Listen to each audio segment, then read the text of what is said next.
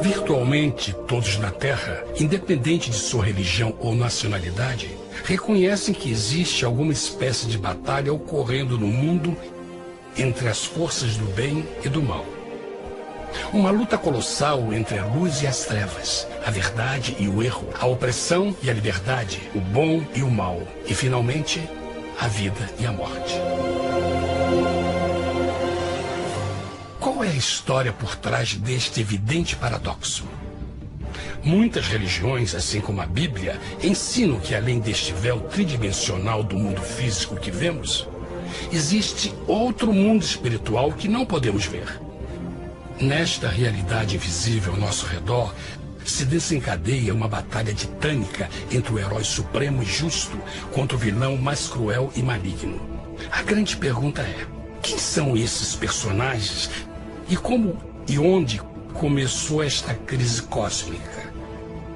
Este é o maior mistério de todas as épocas e a história mais fascinante e verdadeira que jamais tem sido contada.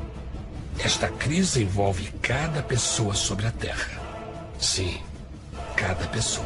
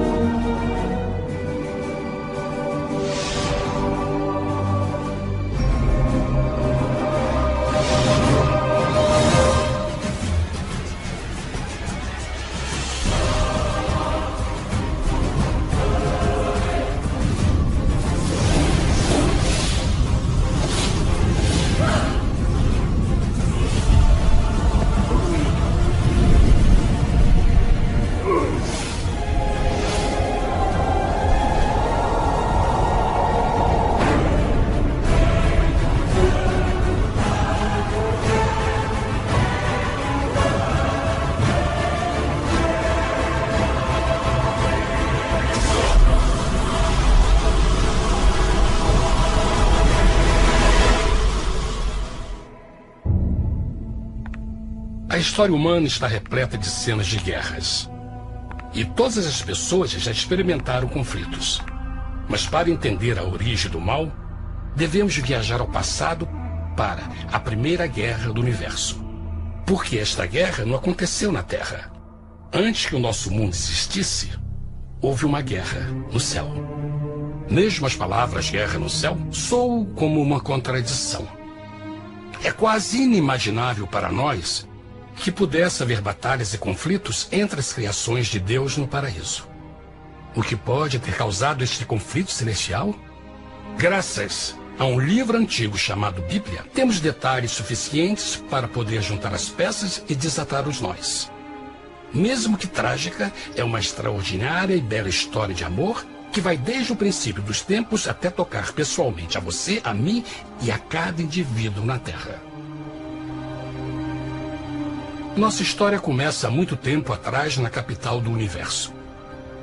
Em um lugar chamado Céu, que estava repleto de seres angelicais que amavam fazer a vontade de Deus.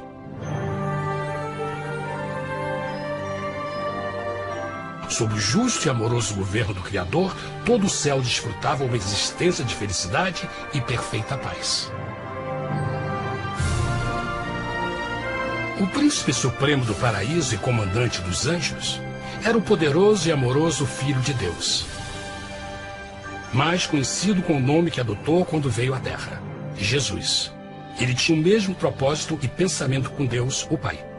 O céu, sob o comando compassivo do Pai, Filho e Espírito Santo, provou ser um maravilhoso lugar de paz e alegria.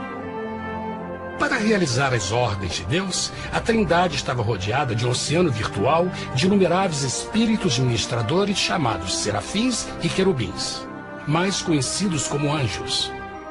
Essas poderosas e inteligentes criaturas descobriram que a felicidade estava em cumprir as ordens do Todo-Poderoso. Mas Deus criou um extraordinário anjo para atuar como líder de toda a multidão celestial. A Bíblia nos diz que seu nome era Lúcifer, que significa portador da luz.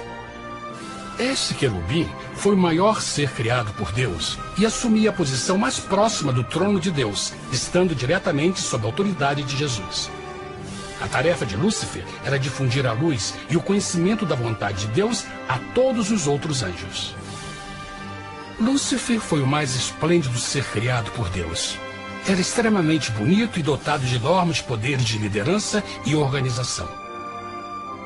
Entre os anjos, ele foi muito admirado, respeitado e amado como amigo.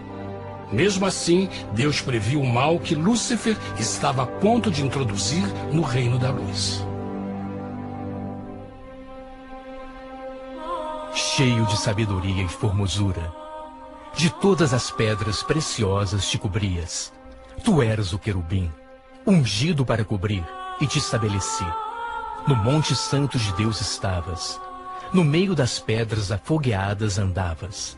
Perfeito eras nos teus caminhos, desde o dia em que foste criado, até que se achou iniquidade em ti. Quando Lúcifer percebeu a sua beleza e poder, seu coração pouco a pouco começou a mudar. Permitiu que seu enfoque se afastasse de Deus e direcionou seu amor para si mesmo. Talvez nunca saberemos completamente como e porquê estas sementes de rebelião germinaram em seu coração. Mas o profeta Isaías nos dá uma visão do pensamento de Lúcifer. Como caíste desde o céu, ó estrela da manhã, filha da alva, como foste cortado por terra, tu que debilitavas as nações. E tu dizias no teu coração: eu subirei ao céu, acima das estrelas de Deus exaltarei o meu trono. Subirei sobre as alturas das nuvens, e serei semelhante ao Altíssimo. Lúcifer, aos poucos, começou a cobiçar o poder de Deus, mas não sua personalidade. Ao pensar em suas próprias habilidades e belezas extraordinárias, os perversos tentáculos do orgulho e vaidade congelaram sua mente. Este ressentimento e inveja fizeram com que ele violasse a lei sagrada de Deus e se rebelasse contra seu governo. Precisamos fazer uma pausa e esclarecer algo. Desde o princípio, Deus ordenou que as leis da física governassem o mundo material em que vivemos. Sem essas leis naturais, o universo seria um caos. Do mesmo modo, as leis morais de Deus sempre têm dado segurança e estabilidade ao cosmos. Alguns pensam que os 10 mandamentos não existiram, até que o Senhor os entregou a Moisés no Monte Sinai. Mas as Escrituras nos ensinam que os princípios das leis de Deus sempre existiram por toda a eternidade, pois são a base fundamental de seu reino de amor. Seguros todos os seus mandamentos, permanecem firmes para todo sempre, e são feitos em verdade e retidão. Os 10 mandamentos são um resumo das características de um Deus de amor. Os primeiros 4 mandamentos descrevem quem é Deus, seu poder, seu território e autoridade.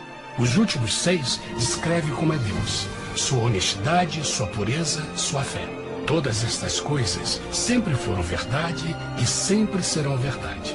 Agora, pela primeira vez na história da eternidade, Lúcifer começou a violar estes princípios perfeitos. Lúcifer sabia que se fosse compartilhar o poder e status de Deus, necessitaria de apoio. E deu início ao trabalho. Começou sorrateiramente a circular entre os outros anjos, plantando sementes de dúvida e descontentamento a respeito da liderança de Deus, ao mesmo tempo em que, sutilmente, revelava suas próprias virtudes. Ele insinuou que Deus abusava de seu poder divino e suas leis restringiam a verdadeira liberdade e felicidade de suas criaturas. Com seu raciocínio audaz e poder de influência, Lúcifer pôde persuadir a um grande número de anjos a se unirem para seu motim. Talvez se perguntem, como tantos anjos inteligentes puderam seguir esse desertor? Bom, lembrem que até esse ponto nenhum anjo tinha escutado uma mentira. E nesse primeiro estágio da rebelião, os anjos não perceberam a obsessão de Lúcifer em assumir a posição de Deus. Não sabiam que finalmente ele planejaria a tortura e o assassinato do Filho de Deus na cruz com a intenção de ocupar o seu trono. Estranhamente, Lúcifer pensou que poderia ocultar seus verdadeiros propósitos de Deus. Ai dos que querem esconder profundamente o seu propósito do Senhor e fazem as suas obras às escuras e dizem: quem nos vê e quem nos conhece? Não pense nem por um momento que a rebelião de Lúcifer surpreendeu Deus e o pegou desprevenido. O Senhor sabe de todas as coisas e os pensamentos de suas criaturas. Ele entendia exatamente o que estava se passando pela mente de Lúcifer. E piedosamente Deus advertiu o desgarrado anjo do perigo. Mas no final, o orgulho e a vaidade não permitiram que Lúcifer se arrependesse. Então, iniciou a rebelião total contra Deus em vez da humilde obediência. Alguns podem perguntar: isso significa que Deus criou um anjo defeituoso? Não, mas ele criou Lúcifer com livre-arbítrio. Verão que o livre-arbítrio é uma coisa maravilhosa, mas também muito perigosa, incluindo o risco de uma rebelião e a possibilidade de que o amor de Deus seja rejeitado. Vejam que o amor real não pode vir de uma criatura pré-programada e não pode ser forçado, deve ser voluntariamente dado. Por exemplo, mesmo que seja bonito este cachorro robô, na verdade, nunca poderá amar-me. Posso fazer que pareça que me ame, mas só estará seguindo instruções pré-programadas. Não tem opção. Por outro lado, este pequenino está realmente feliz em ver-me. Ele decidiu dar-me seu afeto. E com o tempo, nossa relação se fará mais forte, enquanto eu ame e cuide bem dele. Do mesmo modo, um Deus de amor só quer amor verdadeiro de suas criaturas. E para que isso aconteça, elas precisam ter o livre-arbítrio. A rebelião de Lúcifer é a maior evidência de que ele tinha esta liberdade. Agora, a grande pergunta é: como Deus enfrentaria esta crise? Como lidaria com Lúcifer e com os milhões de anjos que se uniram nessa rebelião? Muitos questionam por que Deus não acabou imediatamente com a rebelião. Afinal, ele poderia facilmente vaporizar Lúcifer com um raio. Mas isto teria solucionado o problema? Não, pelo contrário. Isso só teria intensificado as dúvidas e suspeitas que Lúcifer havia plantado na mente dos anjos. Lembrem que Lúcifer sabia, como ninguém mais, da engrenagem interna do governo de Deus. Sua destruição seria vista como parte de uma grande armação. E a razão que o motivou a servir Deus teria sido o medo da represália e não o amor. O Senhor sabia, na sua sabedoria, que a melhor forma de enfrentar a crise era permitindo que tudo seguisse o seu curso. Esta seria a única forma de se assegurar que o mal não se ergueria outra vez. Deixai crescer ambos juntos até a ceifa. E por ocasião da ceifa, direi aos ceifeiros: colhei primeiro o joio e atai-o em molhos para o queimar, mas o trigo ajuntai-o no meu celeiro. Na parábola do joio e do trigo, Jesus descreve que um tempo de crescimento é necessário para que uma planta revele sua verdadeira natureza. No seu entendimento infinito, Deus sabia que com o tempo, o caráter real de Lúcifer seria exposto e que os amargos frutos de sua rebelião seriam vistos. Até agora, os cidadãos do universo não estavam familiarizados com o pecado e até onde os levaria. Mas isso mudaria quando eles vissem por si mesmos sua terrível natureza autodestrutiva. Afinal, a sabedoria e o amor do governo de Deus seria para sempre confirmado e o universo estaria seguro. Quando Lúcifer e seus seguidores revelaram abertamente sua rebelião, o Senhor soube que não haveria paz se permitisse que eles ficassem no céu. Deveria impor um limite, entrar em ação e enfrentar os rebeldes. Mas Lúcifer e seus seguidores nunca sairiam por vontade própria ou pacificamente. O passo seguinte foi a guerra. E houve batalha no céu. Miguel e os seus anjos batalhavam contra o dragão. E batalhavam o dragão e os seus anjos. Mas não prevaleceram, nem mais o seu lugar se achou nos céus. E foi precipitado o grande dragão, a antiga serpente, chamada o Diabo e Satanás, que engana todo mundo. Ele foi precipitado na terra, e os seus anjos foram lançados com ele. A Bíblia não revela exatamente que tipo de armas foram usadas durante este conflito cósmico. Mas esta guerra foi como nenhuma guerra que os olhos mortais já viram. Apocalipse 12:4 nos diz que finalmente Lúcifer e 1/3 dos anjos de Deus foram expulsos do paraíso.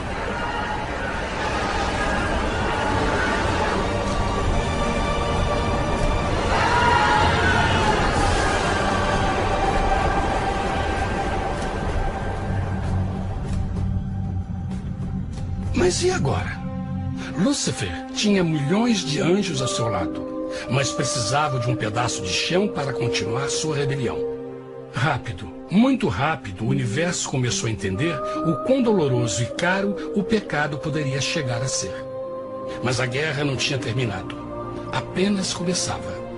Lúcifer, o portador da luz, agora virou Satanás, o adversário.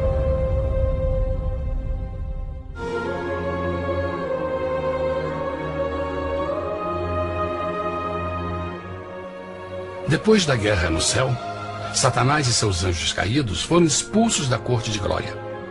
Por um tempo, o diabo e seus demônios vagaram pelo universo buscando inutilmente mundos que se compadeceram e se uniram à sua rebelião.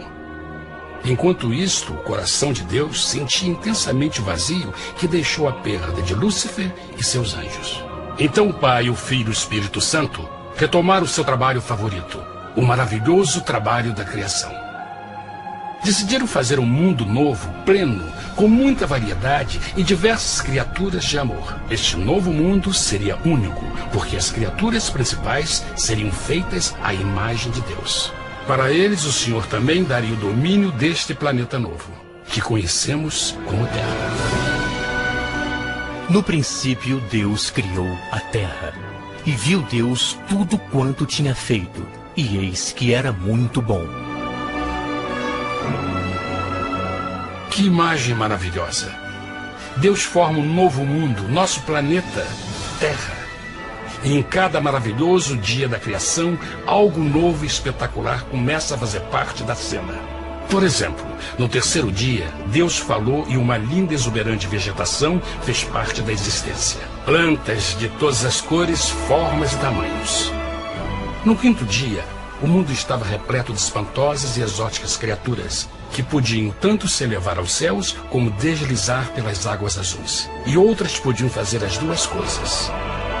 No sexto dia, houve a introdução de um grande número de animais terrestres.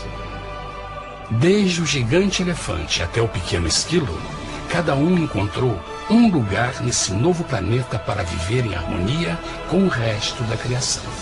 E também no sexto dia, Deus criou o homem.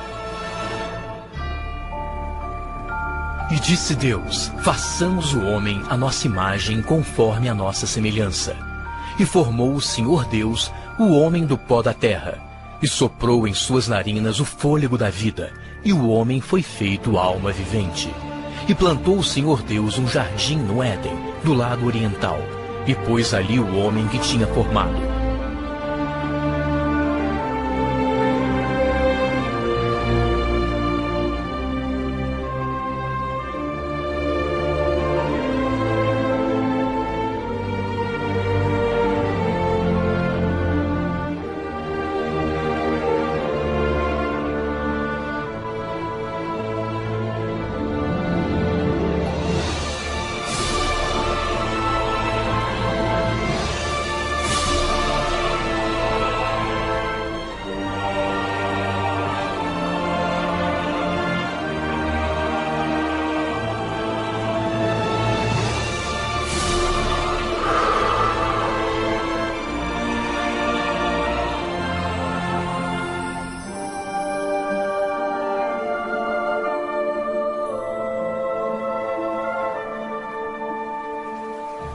Mas que grande honra ser criado à semelhança de Deus, ser um indivíduo com liberdade de pensamento. No princípio, o homem não percebia a sua nudez. Provavelmente porque antes do pecado ele estava vestido de glória e luz.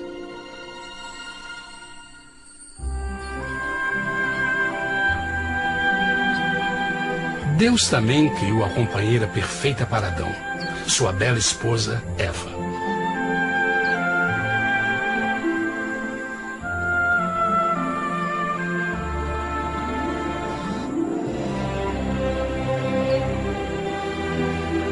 O feliz casal foi colocado em um magnífico jardim perfeitamente projetado para aumentar sua felicidade. Para Adão e Eva e as outras criaturas da terra, também foi dado o privilégio divino de procriar a sua própria imagem.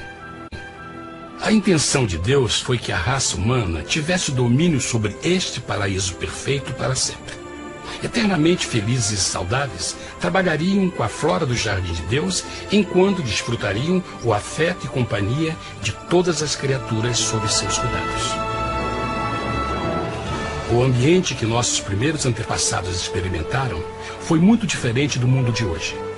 As rosas não tinham espinhos, os insetos não mordiam nem picavam, e os leões e as ovelhas brincavam juntos. Mas a grande bênção era os humanos viverem em perfeita harmonia com seu Criador. A cada 7 dias, Adão e Eva descansavam de seu prazeroso trabalho e gozavam de uma comunhão com a visita de seu Criador. Era um mundo esplêndido e maravilhoso. E esse estado de felicidade teria continuado eternamente se nossos primeiros parentes tivessem mostrado fidelidade com uma simples prova. Mas da árvore do conhecimento do bem e do mal, dela não comerás, porque no dia em que dela comeres, certamente morrerás. Visto que o adversário havia contaminado o universo com sua rebelião, o Senhor viu a necessidade de uma simples prova de amor e lealdade. Lembrem que os anjos bons acabaram de ver 1/3 de seus amigos serem expulsos do céu durante a guerra. Como estariam seguros de que esses novos humanos não se uniriam a Lúcifer e causariam problemas? Então o Senhor plantou uma árvore no jardim, uma árvore cujo fruto não deveria ser comido sob pena de morte.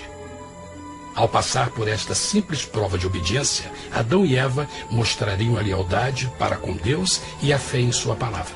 Ainda mais, era uma prova de amor. Por isso, Jesus disse em João 14, se me amais, guardais meus mandamentos. Mas alguém mais soube desta prova de fé e estava determinado a usá-la em seu favor. Satanás estava com inveja dos humanos que desfrutavam da bendita vida que ele perdeu. Sua feliz existência estava em total contraste com a sua, que agora estava cheia de culpa, pecado e miséria. Com ressentimento e raiva, não estava disposto a deixar o casal em paz, pois o pecado sempre buscará arrastar a outros consigo.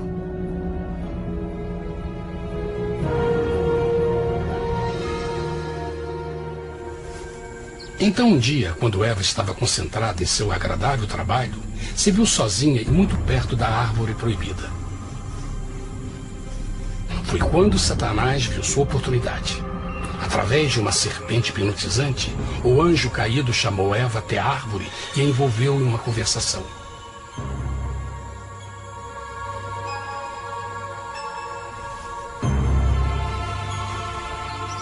Suas palavras encantadoras foram cuidadosamente calculadas para gerar desconfiança a Deus.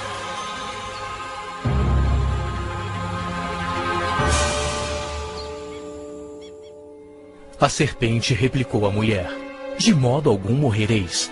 Deus sabe que no dia em que dele comerdes, vossos olhos se abrirão, e sereis como Deus, conhecedores do bem e do mal. A mulher notou que a árvore era boa para comer, pois era atraente aos olhos e desejável para alcançar sabedoria. Colheu o seu fruto e comeu. Deu também ao seu marido, que comeu assim como ela. Tragicamente, quando Eva escutou a suave e sedutora voz do tentador, começou a ter certas dúvidas da palavra de Deus. A serpente enganou-o com a promessa de grande poder e sabedoria. Isso chamou sua atenção. Além disso, aparentemente um fruto deu à serpente a habilidade de falar. Que outros poderes poderia dar a ela? E mesmo tendo acabado de conhecer a serpente, ela confiou em sua palavra acima da de Deus, quem a criou, e lhe deu um paraíso para viver. Então Eva comeu o fruto proibido e convenceu seu esposo a fazer o mesmo. Adão poderia ter escolhido ser fiel a Deus, mas colocou seu amor pela esposa acima do seu amor por Deus. Quando os nossos primeiros parentes mostraram lealdade ao inimigo, o domínio da terra foi tomado por Satanás. Não sabeis que vos oferecendo a alguém para lhe obedecer, vos tornais escravos daquele a quem obedeceis? Ninguém pode servir a dois senhores. Este mundo agora seria o último campo de batalha entre o bem e o mal, e o coração de cada homem e mulher seria o prêmio.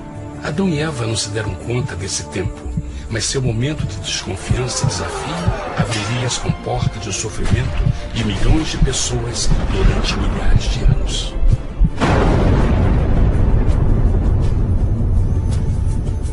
Portanto, como o pecado entrou no mundo por um homem, e por ele a morte, e assim a morte transmitiu-se a todos os homens naquele em quem todos pecaram. Nossos primeiros parentes logo enfrentaram o terrível resultado de seu pecado. Em estado santo, Adão e Eva resplandeciam com túnicas de glória. Depois de pecarem, suas túnicas naturais de luz se desfizeram e eles ficaram mortificados com a sensação de sua nudez. Vergonha e temor tomaram lugar de sua alegria e paz e trataram de cobrir sua nudez com folhas. Agora eles se encontravam sob constante influência do diabo. Ao ceder à tentação, debilitaram sua natureza, e Satanás ganhou poder sobre a humanidade. As pessoas não podiam resistir às tentações do diabo com sua própria força. Por último, e o mais aterrador, se encontravam vivendo sob a pena de morte iminente. Deus havia advertido que a desobediência traria a morte. Já tinha experimentado a morte espiritual. Quanto tempo passaria para sofrerem a morte física também? Nesse ponto, seu futuro não tinha nada mais que escuridão e desespero. Tendo expulsado o homem, colocou diante do jardim do Éden os querubins com o cintilar da espada flamejante, para guardar o caminho da árvore da vida. Como o pecado provocou a expulsão dos anjos caídos de seu lar celestial, agora pela desobediência, Adão e Eva foram tirados de seu jardim, seu lar no paraíso. Tudo à sua volta estava mudando rapidamente, e a humanidade se encontrou suscetível às dores, doenças e finalmente à morte. Até os animais e plantas estavam infectados pela terrível maldição. Os espinhos e cardos agora pareciam árvores e flores, e os animais que antes eram gentis começaram a se matar e a devorar uns aos outros. O pior resultado foi que o pecado separou a humanidade de Deus. Mas vossas iniquidades cavaram um abismo entre vós e vosso Deus. São vossos pecados que ocultaram de vós sua face, para não vos escutar. Na criação, foram dados a Adão e Eva a honra de falar com os anjos, e até com o Filho de Deus cara a cara.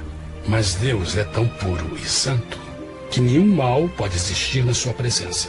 Agora que os primeiros humanos tinham pecado, Deus afastou sua santa presença deles para a sua própria proteção. O pecado tinha queimado uma parte da alma do homem que já não podia ver a dimensão espiritual. Deste momento em diante, a comunicação com o céu seria limitada. Mesmo com todas estas maldições caindo sobre Adão e Eva, o coração do Senhor se encheu de compaixão. A lei que haviam violado não poderia ser alterada para salvá-los, pois é tão sagrada e imutável como Deus mesmo. O Senhor sabia que havia só uma maneira na qual o homem podia se redimir. Então um plano foi revelado, nascido do fundo do coração de Deus.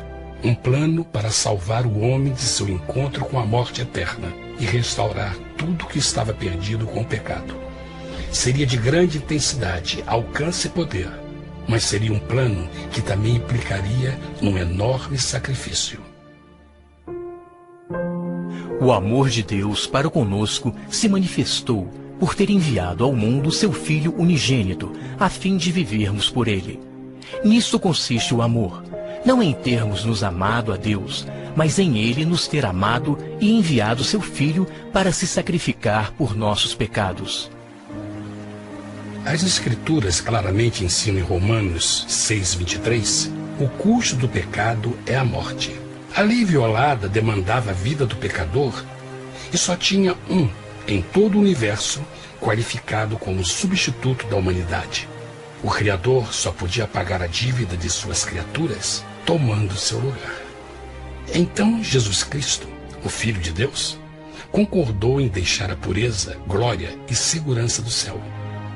Ele viria para morrer em nome do homem em seu malvado e renegado planeta. Ele nasceria como um inocente e indefeso bebê, suportaria uma vida de dor e vergonha e mesmo assim viveria uma perfeita e vitoriosa vida. Finalmente, ele teria uma morte humilhante para poder ser o substituto da humanidade caída. Por seu sacrifício, a humanidade incrivelmente receberia uma nova oportunidade de ter a vida eterna. Seu sangue seria o resgate para um mundo raptado por Satanás.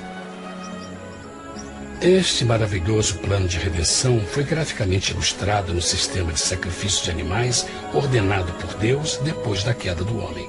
O Senhor tinha avisado Adão e Eva que iriam morrer no dia em que comessem do fruto proibido. E como que permaneceram vivos? A Bíblia nos diz que imediatamente depois do pecado, Deus providenciou roupas na forma de peles de animais. É bom notar que o Apocalipse se refere a Jesus Cristo como a ovelha que foi morta desde o princípio do mundo. Isso indica que uma ovelha foi sacrificada no mesmo dia para prevenir suas mortes imediatas. Pela fé, neste sacrifício, suas mortes foram simbolicamente transferidas deles para a criatura inocente. A ovelha certamente era a representação de Jesus. Assim, um raio de esperança foi dado em uma situação de escuridão e desespero. Através do arrependimento e a fé no sangue do Messias, qualquer humano poderia uma vez mais ser filho de Deus. Mas mesmo com este grande plano para a humanidade, Satanás ainda tinha o domínio da terra. E a vida na terra não estava fácil. No mundo haveis de ter aflição, mas coragem, pois eu venci o mundo.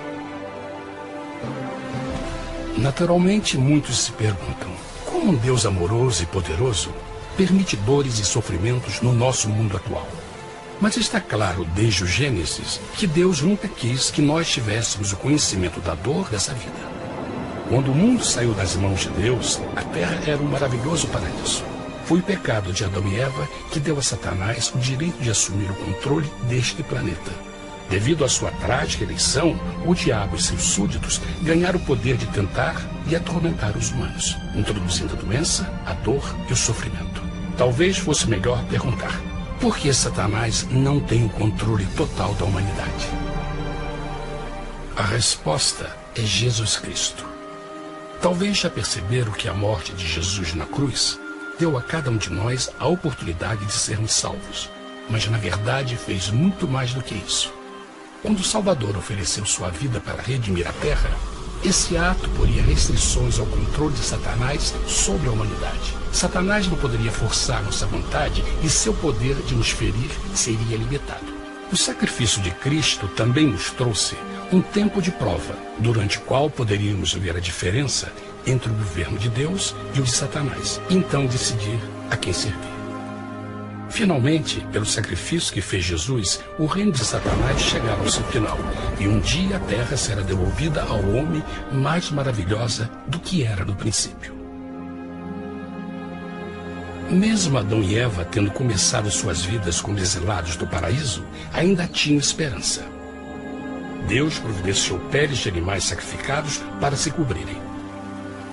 Mas o mais importante, ele prometeu o sangue do Cordeiro de Deus para pagar por seu pecado, se aceitassem a Cristo e se arrependessem. Uma grande pergunta permanece: as pessoas aceitaria o grande presente de Deus? Como escaparemos se agora desprezarmos a mensagem tão sublime da salvação? A incrível história que acabaram de escutar é verdade e afeta vocês. Pois, pelo desejo de Satanás de ser Deus e a desconfiança e desobediência de Adão e Eva, todos nós nos encontramos em uma situação perigosa. De um lado, a humanidade foi grandemente favorecida por Deus com uma segunda chance de recuperar nosso lugar no Éden. Por outro lado, se nós desistirmos de aproveitar esta grande chance, nos tornaremos escravos de Satanás e finalmente seremos destruídos quando Deus limpar o universo do pecado. Amigos, não há melhor hora de fazer sua escolha por Jesus do que agora mesmo. Nenhum de nós sabe quanto tempo mais teremos que viver nesta terra. Jesus nos tem mostrado grande interesse no seu bem-estar e seu amor por vocês o levou a providenciar uma maneira de escaparmos de uma futura destruição. Ele quer que você o aceite e se arrependa de seus pecados. Através de Cristo, pode encontrar o perdão para tornar-se como Ele em caráter. A triste notícia é que Satanás atua de todas as formas possíveis para evitar que aceite o presente da salvação de Deus. Devido à nossa rotina da vida, o amor ao dinheiro ou alguma outra distração fascinante, ele trabalha para manter a todos ocupados e afastados do que, na realidade, mais importa, sua salvação eterna. Para que entendam a realidade da situação e que se você não escolhe a Jesus por omissão, está escolhendo a Satanás. Mesmo que a terrível escolha de Adão e Eva nos traga morte e miséria, vocês agora podem tomar uma melhor decisão. Deus está oferecendo uma paz que satisfaz o anseio mais profundo de sua alma e uma alegria que não encontrará nas atribulações deste mundo. O desejo que tem o coração de Deus é que seja salvo e esteja com Ele no paraíso. Mas o único que pode mantê-lo fora do céu é você. Imagine a tragédia que seria se você recusasse este precioso presente. Você pode decidir hoje e aceitar a salvação que Deus prometeu. Na verdade, nesse momento, pode aceitar a vida eterna através de Jesus Cristo. Posso convidá-lo para que acompanhe agora mesmo em uma simples oração, aceitando sua maravilhosa oferta? Por favor, repita depois de mim. Querido Pai Celestial, venho a Ti agora e humildemente pedir Teu perdão. Senhor, confesso que sou um pecador e violei Tua santa lei. Entendo que a pena por este pecado é a morte. Acredito que Jesus Cristo sofreu e morreu na cruz para receber o castigo por todos os nossos pecados. Acredito que Jesus ressuscitou e eu o aceito como meu Salvador pessoal. A partir deste momento em diante, Te dou o meu coração e o aceito como Senhor da minha vida. Por favor, perdoa todos os meus pecados e envia Teu Espírito para ajudar-me a fazer a Tua vontade. Te agradeço por Teu grande amor e aceito Teu presente da vida eterna. E eu oro tudo isso em nome de Jesus. Amém.